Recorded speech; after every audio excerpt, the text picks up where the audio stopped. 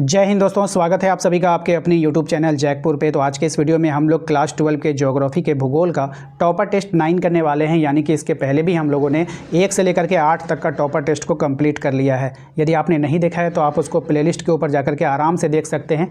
इससे क्या होगा कि आपका जो है यहाँ पर जितने भी मतलब कि समझ रहे जितने भी आप लोगों का एग्ज़ाम में जो प्रैक्टिस होती है एग्ज़ाम से रिलेटेड, वो सारा का सारा आपका वहाँ पे कवर होने लगेगा। ठीक है, तो एक काम कीजिएगा, और आप लोगों के पास वीडियो का नोटिफिकेशन नहीं जा पा रहा होगा तो आप लोगों को करना क्या है, हमारे दिए गए नंबर पे एक मैसेज करके अपने व्हाट्सअप ग्रुप को जरूर ज्वाइन कर लीजिएगा। यहाँ पर मैं हर एक अपडेट आप लोगों को सबसे पहले देता रहता हूँ।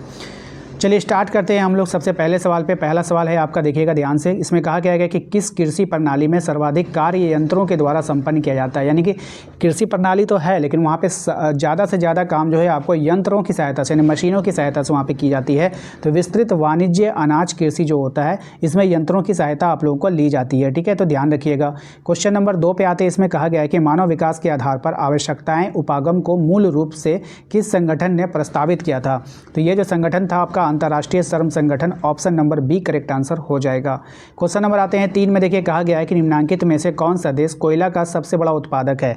यहाँ पे आपको पहचानना है कि कौन सा देश जो है वो कोयला का सबसे ज़्यादा उत्पादन करता है। तो चाइना करता है, option number D correct answer हो जाएगा।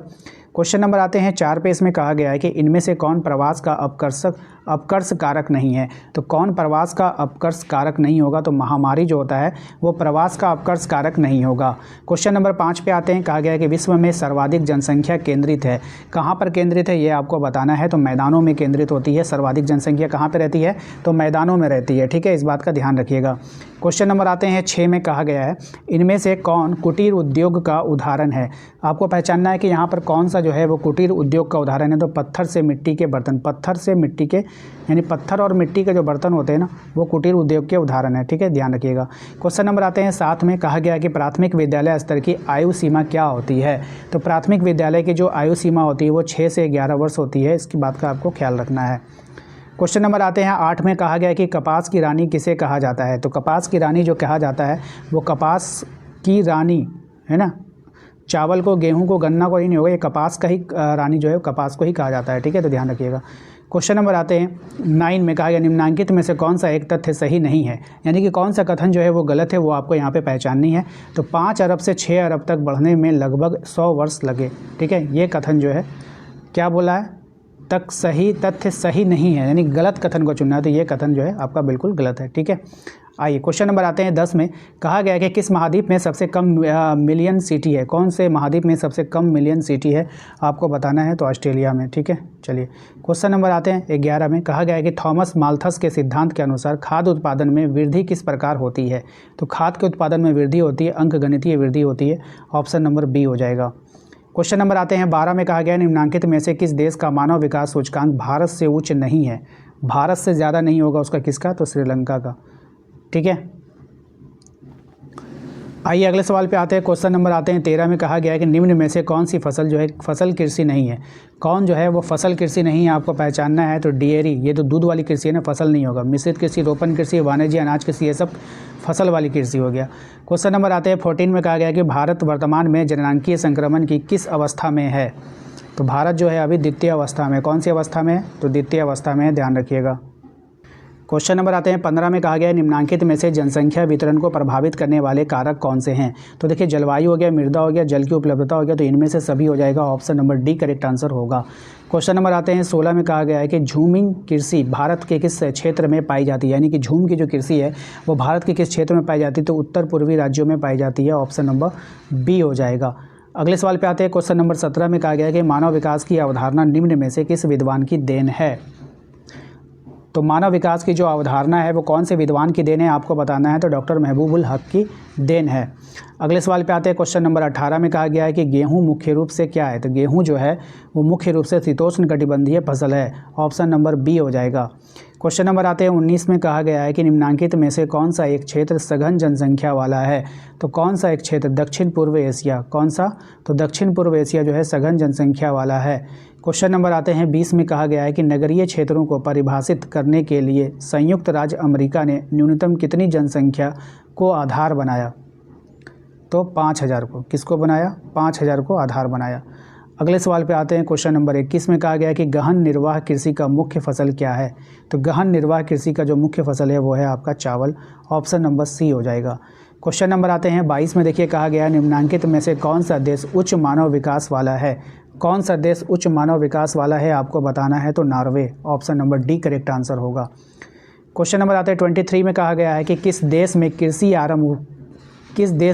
का आरंभ कब हुआ था। ठीक है ना, किसी देश में, ठीक है ना, कोई भी देश होगा उसमें कृषि का जो आरंभ हुआ वो कब हुआ था वो आपको बताना है। किसी देश में कृषि का आरंभ हुआ तो 8000 से 12000 वर्ष पूर्व हुआ था। ठीक है, ध्यान रखिएगा।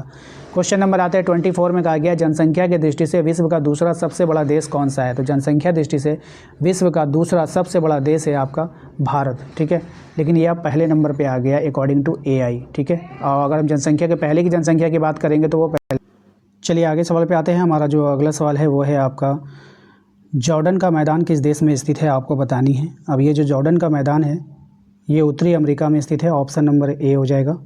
क्वेश्चन नंबर 26 में आते हैं। कहा गया है निम्नलिखित में से रोपण कृषि का उदाहरण कौन नहीं है।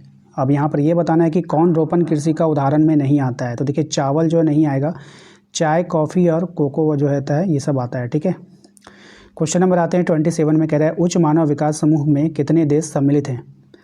उच्च मानव विकास समूह में जो देश सम्मिलित हैं वो हैं आपके 53 देश सम्मिलित हैं। ऑप्शन नंबर ए हो जाएगा। क्वेश्चन नंबर आते हैं 28 में। कहा गया कि किस क्षेत्र में कार्यकलाप करने वाले लोग कॉलर श्रमिक कहलाते हैं।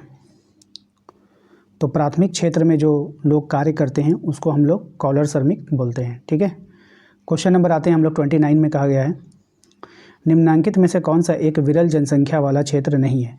कौन विरल जनसंख्या वाला क्षेत्र नहीं है आपको पहचानना है। तो दक्षिण पूर्वी एशिया जो है वो विरल जनसंख्या वाला क्षेत्र नहीं है। क्वेश्चन नंबर आते हैं 30 में। कहा गया है कि प्रेयरी का मैदान कहाँ स्थित है। अब ये जो प्रेयरी का मैदान है ये उत्तरी अमेरिका में स्थित है। Option number A correct answer हो जाएगा। तो आशा करते हैं आप लोगों को आज का ये वीडियो पसंद आया होगा। सबसे पहली बात कि अगर आप लोग एग्ज़ाम देने जा रहे हो तो एग्ज़ाम देने से पहले कम से कम 7 से 8 साल का जो PYQ हमने बनाया है उससे रिवीजन करके ज़रूर जाइएगा। अगर आपके पास PYQ का बुक आप खरीद लिए हैं तो आपको ई बुक लेने की कोई आवश्यकता नहीं है। ठीक है, मैंने जो PYQ का ई बुक बनाया है वो केवल वही बच्चे लें जिन्होंने मार्केट से कोई भी PYQ नहीं लिया है। तो प्रीवियस ईयर क्वेश्चन पेपर का रिवीजन करके जाना बहुत ही ज़रूरी होता है, क्योंकि वहाँ से क्वेश्चन रिपीट होते हैं। भले ही 50% रिपीट हों लेकिन रिपीट होंगे, और रिपीटेड क्वेश्चन इतना कॉन्फिडेंस आपके अंदर ला देता है कि आप ज़्यादा से ज़्यादा स्कोर कर पाते हैं। तो चैनल पे जो लोग पहली बार आए हैं सब्सक्राइब जरूर कर लीजिएगा, बेल आइकन को प्रेस कर लीजिए ताकि आने वाली हर एक वीडियो का नोटिफिकेशन आपके मोबाइल पे जाए। इसके अलावा आपको करना क्या है, हमारे दिए गए नंबर पे एक छोटा सा मैसेज कीजिएगा। जैसे ही आप मैसेज कीजिएगा आपको लिंक मिल जाएगा आपके व्हाट्सएप ग्रुप का, उसको ज्वाइन कर लीजिएगा। ठीक है, मिलते हैं नेक्स्ट अगले वीडियो में। Thank you.